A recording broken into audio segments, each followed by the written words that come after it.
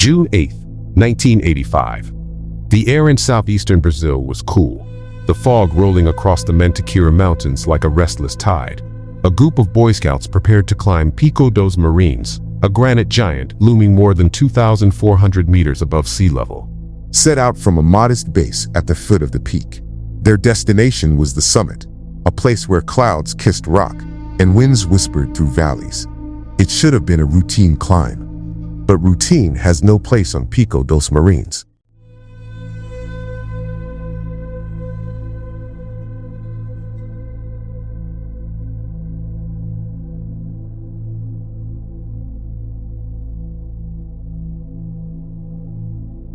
This mountain has a reputation.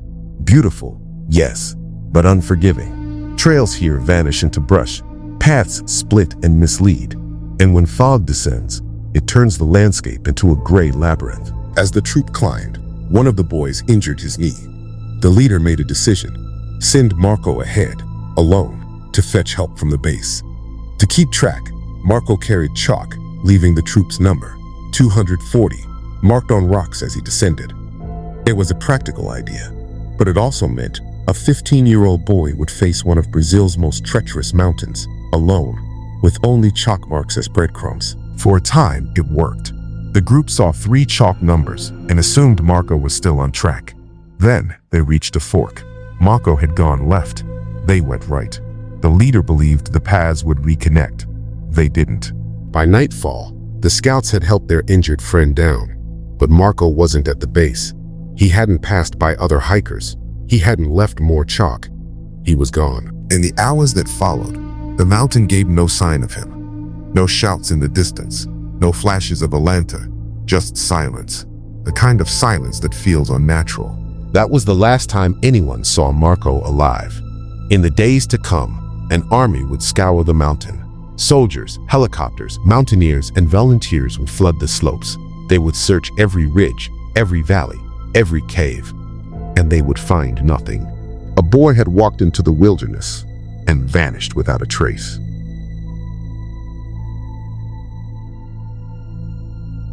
Pico dos Marins rises like a granite blade from the Mantiqueira range. From a distance, it's a postcard. Jagged ridges piercing the bright sky, forests spilling down the slopes, clouds swirling like smoke. But up close, it's a different world. Climbers describe it as a mountain with 2 faces, one of beauty, the other of deception. At 2,420 meters, Pico dos Marins isn't the tallest peak in Brazil, but it is among the most dangerous. The climb isn't just a steep walk, it's a test. Trails dissolve into brush, gullies cut across ridges like deep scars, and slabs of rock rise like walls. Even in daylight, paths are confusing. At night, they are impossible. The weather here is a player in the story. In one moment, the sun blazes and the air is dry. In the next, fog rolls in from nowhere, cloaking everything in a heavy gray curtain. Visibility drops to a few meters. Temperatures fall quickly, chilling sweat-damp clothes. The silence deepens until every step echoes. Many hikers say that when the fog closes in, the mountain feels alive, like it's watching. Locals have long respected Pico dos Marins as a place of challenge, but also of danger. Stories circulate of climbers turning back in panic, of parties splitting up and losing each other in the mist, of injuries that become ordeals simply because rescue crews can't find their way through the labyrinth of brush and stone. Over the years, accidents have been common. People have gotten lost. People have died. This is the landscape Marco Aurélio faced. A 15-year-old boy, alone, tasked with navigating this treacherous terrain while leaving chalk numbers behind. The chalk was supposed to be a lifeline, but chalk fades. Rain can wash it away. And in fog, even fresh marks can be missed. For investigators, the mountain became a villain in its own right. They knew how easily it could hide someone. Gullies lined with brush act like traps, caves open like mouths in the rock. A fall into one of these places could conceal a person completely, leaving no sign above. Even helicopters scanning from above are blind to what the canopy hides. Some argue that this is the simplest explanation for Marco's disappearance. The mountain swallowed him. That's possible. But as you'll see, the story doesn't stay that simple for long. Strange details will emerge. Details that suggest the mountain may not just hide people, but take them.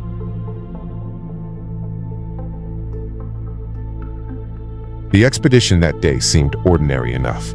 4 scouts, 1 leader, a weekend climb. Their names were recorded in the police file. Marco Aurélio, the eager 15-year-old. His fellow scouts, Osvaldo Libero, Ricardo Salvioni, and Ramatis Rome. And their adult leader, Juan Bernabeu Cespedes. They staged their ascent from the royal property of Afonso Xavier, a man who often hosted climbers heading up Pico dos Marins. At first, the climb was uneventful. The boys joked, scrambled over granite slabs, and followed the faint trail upward. But partway to the summit, things began to go wrong. Osvaldo, one of the scouts, injured his knee. He couldn't continue at peace. The group's momentum slowed to a crawl. The summit seemed suddenly far away. It was then that Juan, their leader, made a decision that would define this case. Instead of keeping the group together, he told Marco to go ahead, descend toward the base, and get help for the injured boy. To track his route, Marco carried chalk. He was instructed to write the troop number, 240, on the rocks as he went. For a time, this system worked. The group later reported finding 3 chalk marks, clear proof that Marco had gone ahead. But then came the fateful junction, a fork in the trail. To the left, a rougher path through boulders and brush. To the right, a gentler route that appeared to lead down. Marco had taken the left. The others chose the right, assuming the 2 paths would rejoin further down. They didn't. What happened in those next minutes is the pivot of the entire mystery. Marco descended alone, confident, believing his friends would catch up or find their way. The others, struggling with their injured companion, expected to meet him below. By the time they realized their paths diverged permanently, it was too late. Marco had vanished from sight. Hours passed. Evening approached. The troop, moving slowly with Osvaldo, reached the base. They looked for Marco. He wasn't there. They waited. Still nothing. Night fell. No Marco. Imagine that moment, the sinking realization that a 15-year-old boy, sent ahead to seek help, had simply never arrived. The chalk marks stopped at 3. No more were found. His trail had ended as suddenly as if he'd stepped off the face of the earth. In the hours that followed, the group searched, called his name, scanned the brush. Silence. Just the chill of the mountain night. The next morning, the alarm would be raised, and the search that followed would become one of the most extraordinary in Brazil's history, not because of what was found, but because of what wasn't.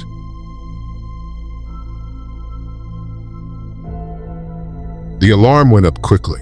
A boy had vanished on Pico dos Marins. Within hours, word reached authorities, and within days, the mountain became the site of one of the largest search operations Brazil had ever seen for a single missing person. The army mobilized. Soldiers from the 5th Light Infantry Battalion out of Lorena lined the ridges. Special forces from the COE arrived, trained for the toughest terrain. Helicopters from the Air Force warred overhead, scouring the mountain from the sky. Volunteers poured in, mountaineers, locals, even climbers from other regions who knew the dangers of moraines and wanted to help. Hundreds of people, all focused on finding one boy. The search was methodical. Teams shouted Marco's name into ravines. They blew whistles, fired signal flares, and used radios to coordinate sweeps. Grid by grid, slope by slope, they hacked through thick vegetation, scrambled over rocks, and descended into gullies. Nothing. Not a shirt, not a shoe, not a scrap of fabric, not a chalk mark beyond the 3rd. Nothing that proved Marco had ever passed that way. Then came the first strange report. On the 2nd night, some searchers claimed they heard a whistle in the darkness, sharp and distinct, echoing through the fog. They rushed toward it, calling Marco's name. Silence. Others swore they heard faint cries, just beyond reach. Again, nothing. And then, the lights. Several volunteers described seeing 3 flashes of blue light on the slopes. Quick, bright, unnatural. Some dismissed them as headlights from distant homes across the valley. But those who saw them insisted the lights came from the mountain itself. Before investigators could unravel those reports, disaster struck again. A fire broke out on the mountain. Flames devoured brush, consumed evidence, and cloaked the ridges in smoke. Was it an accident? A careless fire set by searchers? Or something more deliberate? No one ever determined the cause. What it did, undeniably, was erase fragile signs that might have told the story. Footprints, fibers, broken branches, all gone in the flames. Day after day, week after week, the search continued. The resources were overwhelming. The soldiers, helicopters, trackers, dogs, yet the result was always the same. No trace of Marco. It was as if the mountain had opened a door, swallowed him whole, and then slammed it shut. For those involved, the silence of the mountain was unbearable. Searchers expected to at least recover a body, but even that never came. And for many, that silence was too perfect, too clean, as if nature wasn't the only force at work here.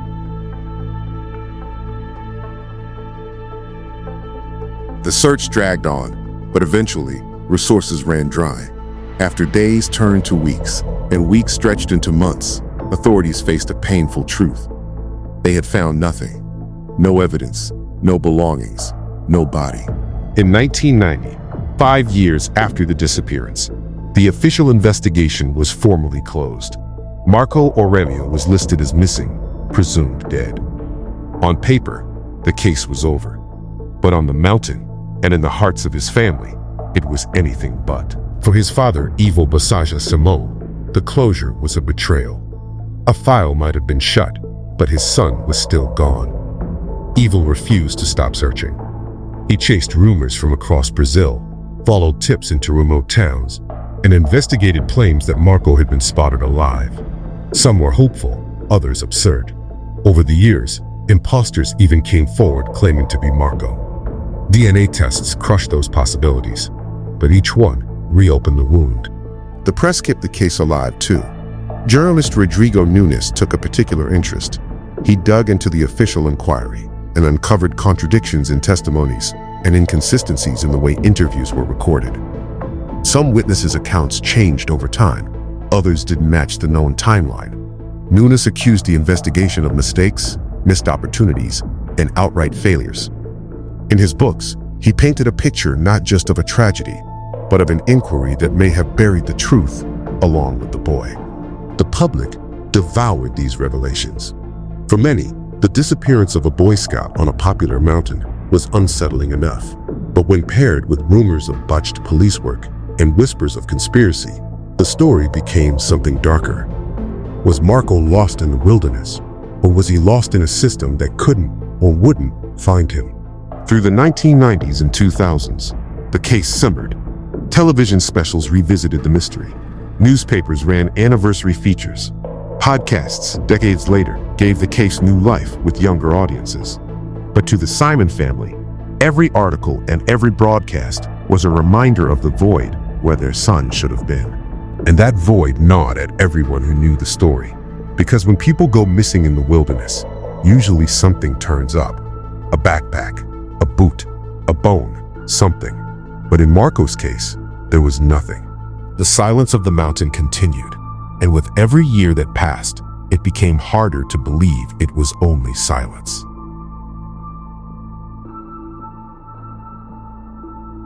With no evidence, the disappearance of Marco Aurélio became a blank canvas. Everyone, investigators, journalists, mountaineers, conspiracy theorists, began to paint their own version of what happened on Pico dos Marins. Some explanations are simple, others are chilling, and some drift into the truly bizarre. The first theory is the most ordinary. Marco, separated from his group, simply lost the trail. He may have slipped into one of the mountain's many gullies or caves, injured himself, and succumbed to exposure. The mountain concealed him so well that even a massive search couldn't find his remains. This is the theory most investigators lean on. Mountains can hide people. In fact, around the world, countless missing hikers are found years later, only meters for original search sounds. Dense brush, Sudden fog and unforgiving terrain can erase a person almost instantly. By this logic, the Boy Scout never left the mountain. The mountain just never gave him back. But this explanation raises uncomfortable questions. The search for Marco was enormous. Hundreds of soldiers, helicopters, dogs, mountaineers. Could they really have missed it entirely? Not even a sock, a scrap of clothing, or a chalk mark beyond the third? For critics, the simple accident theory feels too simple. The silence of the mountain was too perfect, too complete. That leads to the second theory, human interference. Some suspect that Marco encountered someone on the mountain, a stranger, a hermit, maybe even someone who didn't want him found. Others whisper about conflicts within the group itself. The scout statements over the years shifted in detail. The decision to split the troop was questionable, and not all timelines lined up neatly. Could an accident have occurred that the others tried to hide? Could someone have panicked and made a decision that spiraled into a cover-up? It's a disturbing possibility. But again, no proof ever surfaced. No confession, no hard evidence. Only suspicion and silence. Then there are the stranger explanations. These are the theories that keep people awake at night. During the search, multiple volunteers claimed to hear whistles and shouts in the darkness, as if Marco was still alive, calling out. Others swore they saw 3 flashes of blue light on the slopes. End of secting dismissed them as echoes and reflections. But believers took them as signs of something more. Some point to the mountain's folklore. Stories of strange lights, eerie sounds, and vanishings long before Marco's case. Could Pico dos Marins be more than a mountain? Could it be a place where reality bends? The paranormal explanations range from the fantastical to the terrifying. Some speak of dimensional slips, that Marco simply walked through a door in space and never returned. Others whisper about extraterrestrial involvement, the blue lights interpreted as craft or abduction phenomena. It sounds wild. But consider this. If Marco had died in an ordinary accident, his remains should have been found. The fact that nothing has surfaced in nearly 40 years is what keeps these theories alive. Accident, foul play, or something far stranger. All remain on the table, and none have been proven. For most missing person cases, time is the final nail in the coffin. The trail grows cold, the evidence fades, and the case file gathers dust. But the disappearance of Marco Aurélio has never stayed buried.